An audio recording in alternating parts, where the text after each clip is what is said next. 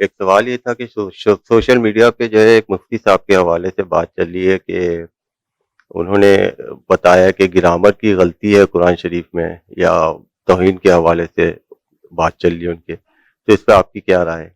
پہلی بات تو یہ سمجھ لیجیے کہ ہم پہ میرے خیال میں اس وقت یہ فرض عائد ہو گیا ہے مسلمانوں پہ، اور اس کو ہر اہل علم میں سے ہر شخص کو، ہر عالم کو، ہر جماعت کو، ہر گروہ کو، لوگوں کو یہ بتانا چاہیے، اور یہ ہماری ذمہ داری ہے کہ خدا را یہ جو توہین کا الزام ہم لگانے لگے ہیں کسی بھی بات کے اوپر، اس سلسلے کو روک دیں۔ یہ ایک بہت بڑا مرض بن چکا ہے۔ ہم ایک مسلمان، خاص طور پہ وہ عالم دین ہے، اچھا عالم دین نہ ہو، عام مسلمان بھی ہو، اس کے متعلق ہم یہ کیسے سوچ سکتے ہیں کہ وہ قرآن مجید کی یا رسول اللہ صلی اللہ علیہ وسلم کی یا دینی شاعر کی توہین کرے گا؟ تو ہم تو اس کے کفر ایمان کا فیصلہ کر رہے ہیں نا۔ یہ بہت بڑا جرم ہے، اس کے نتیجے میں یہ کام کرنے والوں کا ایمان جائے گا۔ پھر اس سے آگے بڑھ کر آپ کو پتا ہے ہماری اس بنیادوں پہ اب لوگوں کو قتل کر دیا جا رہا ہے، مار دیا جا رہا ہے، مسلسل یہ واقعات پیش آ رہے ہیں۔ لوگوں نے اس کو اپنے لیے بالکل جسٹیفائڈ سمجھ لیا۔ یہ ظلم عظیم ہے۔ تو جیسے یہ بات سنیں اس کو رول آؤٹ کر دینا چاہیے کہ توہین نہیں کر سکتا کوئی مسلمان۔ اگر آپ کے سامنے کھڑے ہو کے کوئی کر رہا ہے، آپ کو یقین ہے، تو اس کو کسی نفسیات کے ڈاکٹر، کسی نفسیات کے ہاسپٹل میں بھیجیں۔ اس کا مطلب وہ نارمل نہیں ہے، وہ پاگل ہو چکا ہے۔ وہ اپنے ہوش و حواس میں ہوتا تو ایسی بات کبھی نہیں کرتا۔ اگر ڈاکٹر اس کو یہ سرٹیفکیٹ دے دے کہ نہیں بھائی یہ تو نارمل آدمی ہے اور انٹینشنلی کر رہا ہے، تو پھر چلیے جو مقدمہ چاہے اس کے اوپر آپ چلا دیں۔ کوئی مسلمان یہ کام کیسے کر سکتا ہے؟ کوئی عالم دین یہ کام کیسے کر سکتا ہے؟ تو یہ ہمارے اوپر میرے نزدیک تو فرض ہے کہ ظلم کے خلاف آواز اٹھائیں اور حسن زن سے کام لینا چاہیے۔ باقی یہ جو بات ہے کہ قرآن مجید کی گرامر کی غلطیاں اس میں موجود ہیں یا املا کی غلطیاں، وہ اصل میں جو بات کہی جا رہی ہے املا کی غلطیاں، یہ سمجھ دیجیے۔ یہ مستشرقین بھی اعتراض کرتے ہیں، مسلمانوں کی اب یہ چیزیں پھیلی ہوئی ہیں۔ وہ بات وہی ہے کہ لوگ اصل بات کو، جیسے میں نے ابھی بیان کیا نا، کہ لوگ قرآن مجید کی حفاظت کو کتابت کے پہلو سے پیش کرتے ہیں، جبکہ وہ اصل حفاظت قرأت کے پہلو سے، کتابت ثانوی چیز ہے، اور اس کے پیچھے تاریخ کا انفراسٹرکچر موجود ہے ٹو میک شیور کہ وہ اسی طرح ہے۔ اجماع و تواتر سے منتقل ہوا ہے کہ وہ بات سچی ہے، اس کا انکار نہیں ہو سکتا۔ اگر اس کا انکار ہو سکتا ہے تو باہر سورج نکلا ہوا، اس کا بھی انکار ہو سکتا ہے۔ تو یہ بات سمجھ لیجیے اب کہ یہ جو کہا جاتا ہے قرآن میں گرامر کی غلطیاں، یہ اصل میں مستشرقین کا اعتراض ہے، اور وہ نادان اس حقیقت کو نہیں سمجھتے کہ یہ جو گرامر ہوتی ہے نا، یہ کسی بھی زبان کے جو کلاسیکل لوگ ہوتے ہیں ان کے کلام سے ڈرائیو کی جاتی ہے۔ یعنی پہلے زبان وجود میں آتی ہے، اس میں اعلیٰ کلام وجود میں آتا ہے، گرامر کے قاعدے وہاں سے اخذ کیے جاتے ہیں بعد کی صدیوں میں۔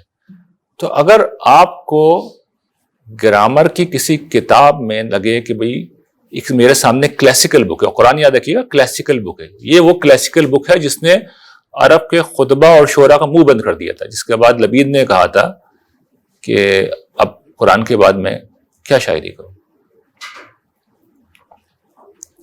تو جب یہ صورتحال ہو، جس کتاب کی یہ حیثیت ہو، تو اگر آپ کو کوئی گرامر کی کتاب میں محسوس ہو کہ اس کے بات مطابق نہیں ہے تو کریکشن کیجئے گرامر کی کتاب میں۔ قرآن کے بارے میں نہ کہیں کہ اس میں گرامر کی غلطی ہے، اس کتاب کے اندر کریکشن کریں کہ ایک رول یہ بھی ہے جو ہمارے علم میں نہیں تھا، ہم نے جب چیزوں کو دیکھا تو ہم سے مس ہو گیا، آؤ ہم اس کو ایڈ کر دیتے ہیں۔ یہی معاملہ املا کا ہے۔ املا میں بھی جو اہل زبان لکھ دیتے ہیں وہی اصل ہوتا ہے۔ بعد والے لوگ تو اپنے لحاظ سے املا میں ترمیم کرتے ہیں۔ اس وقت اردو زبان میں یہ سب کچھ ہو رہا ہے، مجھے تو روزانہ اس کا سامنا پیش آتا ہے، اس لیے کہ بچپن میں نے جو زبان لکھی ہے اس میں آپ لوگوں نے بھی وہ زبان لکھی ہوگی، جب لیے لکھتے ہیں مثال کے طور پر آپ کے لیے، تو ہم اس کے اوپر حمزہ لگاتے تھے، اب نہیں لگاتے، اب یہ رواج ختم ہو گیا۔ اسی طریقے سے تائے تانیث ہے وہ اردو میں آ کے ہاں میں بدل جاتا ہے، تو ویسے تقاضا ہے۔ تو میں ابھی بھی پرانے طرز پہ لکھتا ہوں، آخر میں الف نہیں ڈالتا، ہیر ڈالتا ہوں۔ میری ٹیم کہتی ہے، وہ کریکٹ کر دیتی ہے کہ سر یہ الف سے لکھیں۔ میں کہتا ہوں بھائی آپ لوگ کر لو، میری عادت وہی پڑی ہوئی ہے۔ تو املا بعد والے اپنے سہولت کے حساب سے بدلتے رہتے ہیں، لیکن اہل زبان کا املا غلط کیسے ہو سکتا ہے؟ وہ اصل میں زبان لکھنے والے ہیں۔ تو آپ کو یہ کہنا چاہیے کہ ہم نے اپنے حساب سے کچھ ترمیم کر لی ہے، وہ غلط نہیں ہوتا، اس کا مطلب ہے کہ وہاں وہ صحیح سمجھا جاتا تھا، وہی رائج تھا، ان کو غلط کہنے کا کیا جواز ہے ہمارے پاس؟ وہ ہو ہی نہیں سکتے غلط۔ تو یہ بات بالکل لایانی بات ہے کہ قرآن مجید میں کوئی املا کی غلطی، کوئی املا کی غلطی نہیں ہے، جیسے ہوتا تھا اس زمانے میں ویسے لکھ دیا گیا۔ غلط ہوتا تو کیوں لکھتے ہو؟ اور چونکہ لفظ کی حفاظت کی گئی ہے تو ریٹن ورڈز کی بھی حفاظت کی گئی ہے، کیونکہ اوپر قرت کھڑی ہوئی تھی،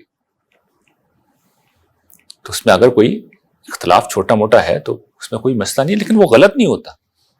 یہ تصور نکالنے کے قرآن مجید میں غلطی بعد میں ہوتی ہے۔